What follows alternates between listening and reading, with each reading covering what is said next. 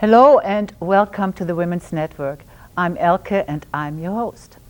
For those of you who are joining us for the first time, the Women's Network is a talk show for women and men.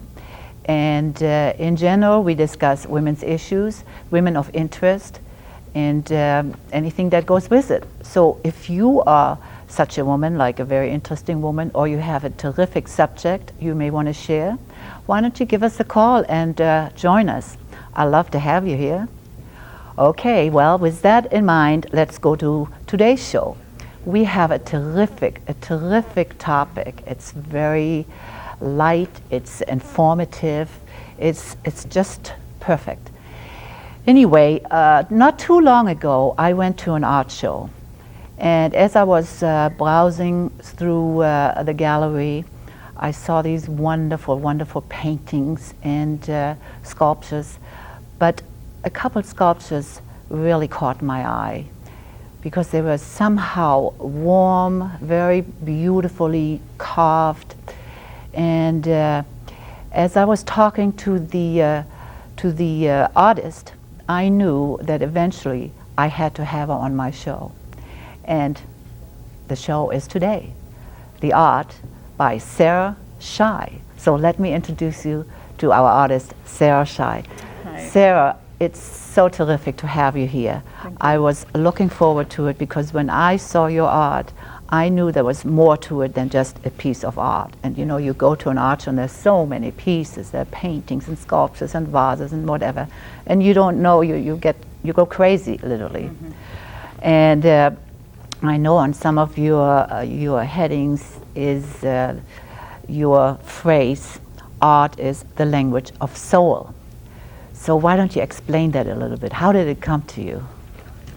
Well, that's really a great question because, art, like you said, you see too many pieces and, for instance, you take a piece of stone and you carve it, you put life in the stone. And that life that manifests in the stone, it just doesn't happen. It comes from the inside. And that inside is the soul. It's always amazes me when I work on a piece of stone and I start carving. And I see what actually it reveals to me because I and the stone become one. There is a communication almost with the medium. It's not, so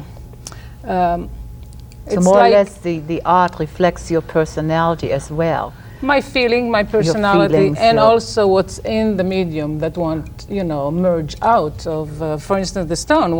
There is something in it that won't merge out, and there is a bond between me and the medium to bring that out.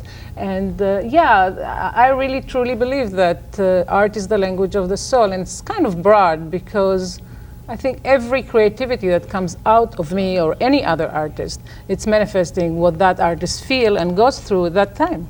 Yeah. And so what's in his or her soul. Yeah. So that's how I communicate.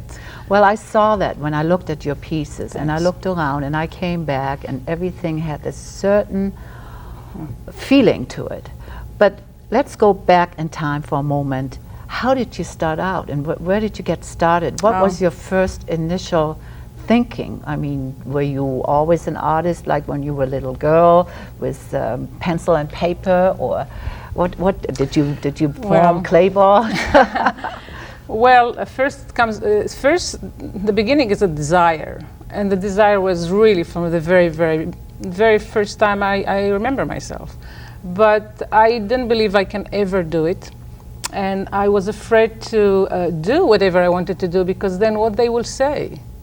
Not only that I judged myself, I was afraid of the other to judge my work. So I really actually did not create. So you were actually afraid that it might not come out the way you visualized it? Not exactly. I thought it will come out the way I visualized it, but I didn't think that will be good enough. That's You not see be what I good mean? enough, or other people Will wouldn't. judge it. So Right. I kind of withdraw and I Right. kept it inside for many years. Actually, my first real creativity was only like 20 years ago in Europe. And I was in France and I saw those artists in the street artists and other people that doing things. And I thought, maybe I can do that also and it will be okay. And I remember talking with someone and he said to me, no matter what you do, it's an art. There's no bad or good art. So that gave me permission. True. That gave me permission to allow the little girl in me or that desire to come out and to, to be tested maybe. I believe in the statement there is no good or bad because no, it's different. I mean, you walk down the street or into parks or art shows and you see pieces Right. that are just so far out, Right. maybe far out for my taste, but for the artist, this is just the way he feels and he Right. sees all sorts of things. Now your art, let's just take a piece. I thought your art is so full of emotions and rich, and I mean you can just see. Now you don't do any abstract as far as I can see right now. Very little. This is a little semi-abstract. But let's go into the real emotional pieces, like we have one right in front of us. Why don't you talk a little bit about She's it? beautiful, I think, because all my pieces, and she is, they just merge. I never, by the way, study art. I had the original of this one is clay.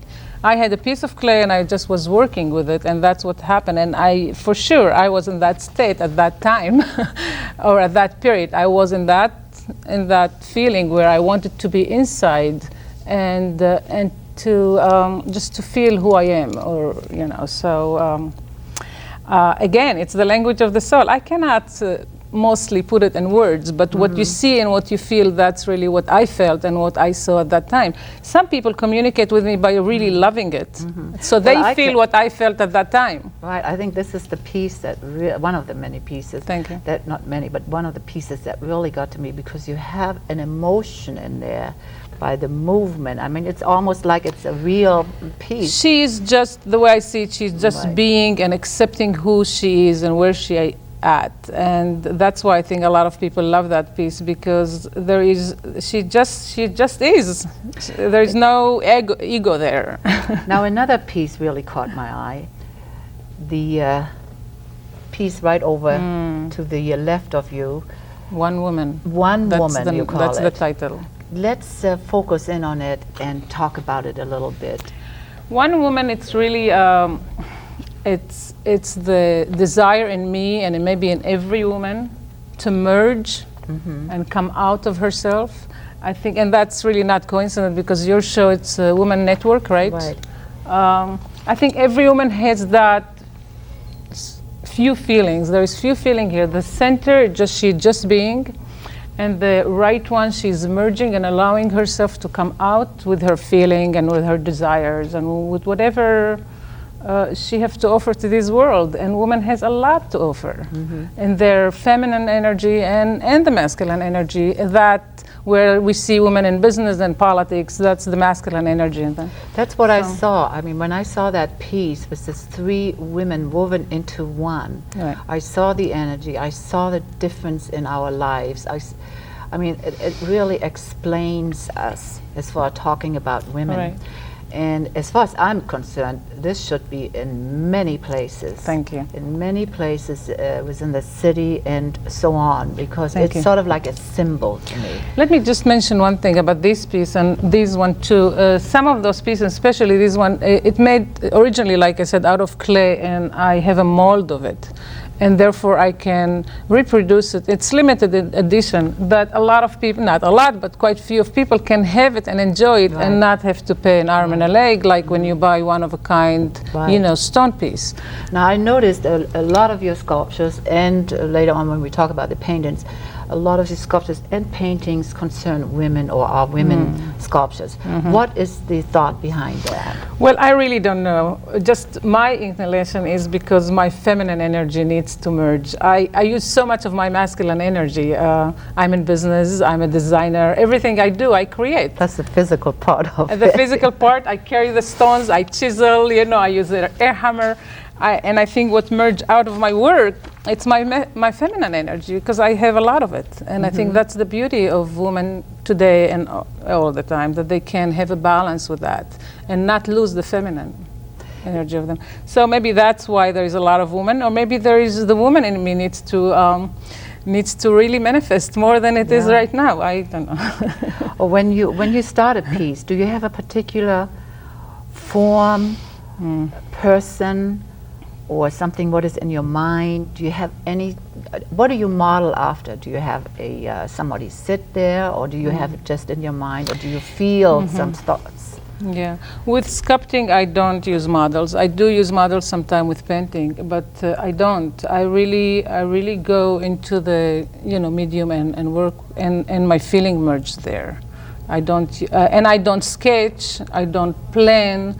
If it's stone, I take the stone and I carve around it to see what's in it to be revealed. And if it's clay, it's the same thing. Clay, it's nicer, I can't say nicer, it's more flexible and forgiving, with clay, rather than stone. You have to be you really have to be gentle with stone, because it tells you what it wants more than you tell it what you want from it. Do you have a particular medium, like clay or granite or? Well, I love working with alabaster because it comes in many, many colors, and it's softer than marble. I have few pieces in marble, and I love marble too, but alabaster is my favorite stone. Well, let's see some of your sculptures, because we have a little clip. Thanks. And if you're ready, you can narrate what we see. If everybody's ready, we can just go right to our clip. There you are. This is in my little humble studio at home. I also, rent studio outside of the house where I can use the power tool. This is gold alabaster stone from Italy, and the title of this one, Merging, because you see the man and the woman merging into one. It's just a small piece of clay. Beautiful. It's a woman. So again, woman just in surrender, maybe, huh? Yeah. Oh, she's beautiful. This is pink Mozart alabaster, and the title of this one is Pride. And you see the posture of this torso has a lot of pride and strength.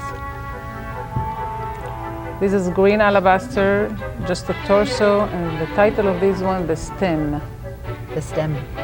Because a woman, it's a stem of a flower. This is orange alabaster again, and the title of this one, Sisters. That's beautiful. And these I named Deja Vu because I think we all been there and we all want to go there sometime, that fetal position. And she is an echo of self. She comes in different colors. I patina that to look sometime like bronze, or this one, she's just really happy with herself. Life is grand, the title. Life is grand. Well, life is grand. Life is grand. I think so, yeah, because it's the product of what we make out of our life, and it is grand. And I can see you have really used your inner feelings to express to the world, to us, the beauty that is there, available to us. Thank you very much. Thank you. Now, I know you have so much more, but you yourself have done so much more in so many different directions. From what I know, you used to be a journalist. You also have done some designing. Right. Tell us a little bit about your background, because it's just so amazing, because all I see right now are your statues, but I know you have a business. So you're very much involved in designing. Even sculpturing to me is a design. So give us a little bit of your... I think what happened is it's whatever I came in touch with, I create with. And I always wanted to express myself. So first I start with words, and I was a journalist, right? I used to write for a women magazine in Israel, La Isha. That's it's pretty popular. There you go again. Right. You felt that softness, or that that connection with the contact, more or less, right. And I have nothing against men. I love men. I think they're a very important part in our life. That's why I said the show. I hope we have some men in the audience, because the show is for women and men. Oh, what would you do with your feminine energy if you didn't have the masculine energy? Exactly. I think we both have to. Absolutely. Connect. Anyway. So I think whatever I was in touch with, I needed to create and express myself. So I was writing first, and then I did clothes fashion designing. And I do have a boutique that I blend the art with the fashion. And you know, people that come and buy an outfit from me, they feel like they're buying an outfit from an artist. So it's like a piece of art. And I always use the accessories and the hat and the scarf, and you know, because I think it has to be, the picture has to be completed. Exactly. And the details are really important. It's the same thing with our life. The details are really important. Well, next time we have a show, I'd like to follow it up maybe in a year or so. We'll have a model here and maybe display some of your jewelry and you know, your designs. I would love to. And so on.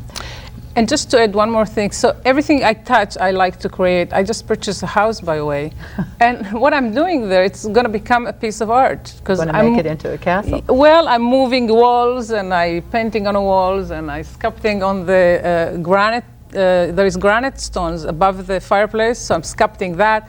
So I mean, and it wasn't planned; it just happened. Yeah. Well, I hope you're taking picture before and after. I do. Now, you were in Europe for a long time. I'm sure you went to Italy and France, right, where we have a lot of wonderful artists. Right. And you probably got in touch with the big masters over there. I mean, you focused can't help on it, them. right? So tell us a little bit about the influence they had on you. The masters has influence on every artist for sure, but I think Europe or wherever I went, you know. No, you didn't study, you said, right? No, I did not, but I mingled with people, of course. And I think what enriched my, you know, creativity, it's getting to know people, because people is my favorite subject.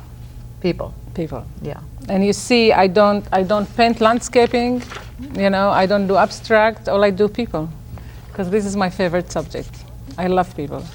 And so, of course, every time I traveled in Europe or anywhere else, I got to learn more about the human nature, and that's what's enriched who I am. And then you. And that's enriched my art, I hope.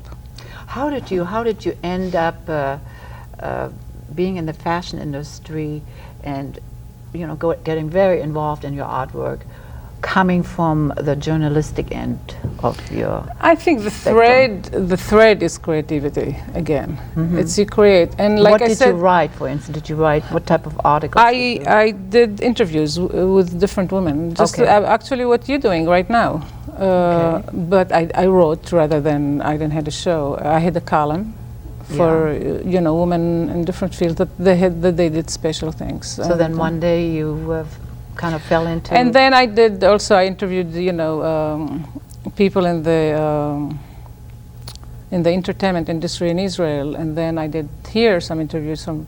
Actually, I came here corresponding for that magazine. Oh, okay. And then I thought, if I'm liking it, I'm staying, and I loved it. I love this country, and I love Los Angeles, and I love the people, and I really feel this is my home now.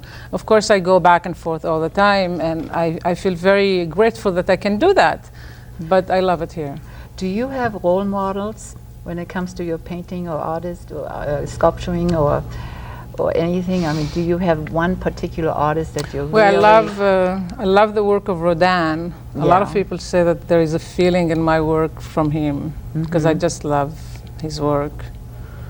And I don't have a particular one in painting. By the way, you know, I love painting sometimes, but I don't think that's my strong medium. I think my strong medium is stone and clay sculpting. I like to feel the medium and to see the 3-dimension of it. Where do you go and have people see your art? I mean, do you have art shows? I know I met you at an art show. I have art shows, and I display most of my art at my gallery boutique, which is in Toluca Lake. Yeah. And I do private art shows in my home to art collectors. And now with your new castle coming up, you can have it right there. And I have a name for that new castle. I'm calling it the Blue Sky Chateau. Beautiful and name. It is really beautiful, because you see the sky there. You can't you know, ignore that. Well, let's go come off the blue sky castle and come down here and look at another clip. All right. And why don't you again narrate what we have and tell us a little bit about it. So I'm ready. You're ready? Absolutely. Well, this is again pink Mozart alabaster. You see, this stone is very beautiful. It has so much veins in it, and that's why it's nice to have, you know, the human body. This is originally done in clay, and it's titled Embraced. And this is the inner child, and I actually created that when I was doing some work about my inner child. And the origin, it's also clay. This is one woman, as we discussed it before, where there is a merge of all the feelings that woman can afford and can offer. It's another clay piece, very small. That's one of a kind. I never had the mold of that. And the title of this one, Waiting. A small head of a lady. Is that bronze or is it? Thanks. That's exactly what I was just gonna. They look like bronze, but they are not really. They are fired clay, and I patina them to look like bronze. This piece here too, by the way, they're not bronze. There you are. This is. I was working on this piece actually right here, the lovers, which is the stolen moments. That was the early stage of them. The stolen moments. This is the stolen moments. One. Right. Maybe the camera can zoom up on. And again, it's those piece. two that becoming one. Yeah. And that stolen moment when that happened between a man and a woman. It's just beautiful. Yeah, this is clay, but I patina this one to look like bronze. A lot of people think it's bronze. It's not bronze. I just go through different stages of the medium to make it look like bronze. So it's much more reasonable, and you still have the beauty of bronze. And what it's clay, did you say? The original, it's clay, and then I have a mold, and I pour into that the hydra stone, which is man-made stone. It's water-based. Where do you go from here? Do you have anything in works right now, or do you plan a big show, or what is on your agenda for the next period? Well, right now I'm really busy with my chateau. I'm creating whatever I'm creating. It's a big piece of property, and it's fun, and it's a big project. But at the same token, I always work on other projects too. I'm working on a pink alabaster stone in studio in Venice here, and then I have a little clay piece at home that I'm working on. And of course, I have my boutique and you know, other things. So there's always many projects going on, and you know, one that I focus on. Has something influenced you at your early age, from where you came from, as far as outside influences? Because I saw a quote from you, and it said something. When you see the landscape or something, you have to express your inner feelings. I'm not quite sure. I'm sorry, but it's. I think I know which one. Right. I was born and raised in Israel in the Middle East. Well, you know, needless to say, how much turmoil and hate and fighting going there. And years ago, when I was a little kid, that was even more. You know, I don't know how it can be more. You know, my inner feeling was always, you know, love feels so much better. Why fight? But I mean, you can. That's just an artist's wish or an artist's desire. But I think the pain, the emotional pain, that was my greatest motivator, to show, to communicate that there is beauty and there is love. That we need to focus on that. So you more or less turned the pain around, and you showed your emotions in a soft and sensitive way. We don't have too much time, unfortunately. See, when you have a good time, it goes very, very fast. About a couple of minutes. Can you tell our audience, because I know a lot of times I have a lot of people sit there and watch us, and they see my guests, and they will say, God, I've been wanting to do this, but I never had the courage, or like you said at the beginning, the fear. Can you address this to our audience? What would you do if somebody comes up to you and tells you those feelings? Well, first of all, I'm very grateful that you're asking me such question, because I don't think I'm, qualified. But I am familiar with the feeling. I really am. And my biggest advice is just believe in what you have, and just do what, and don't pay attention what others say. Just go inside and do it.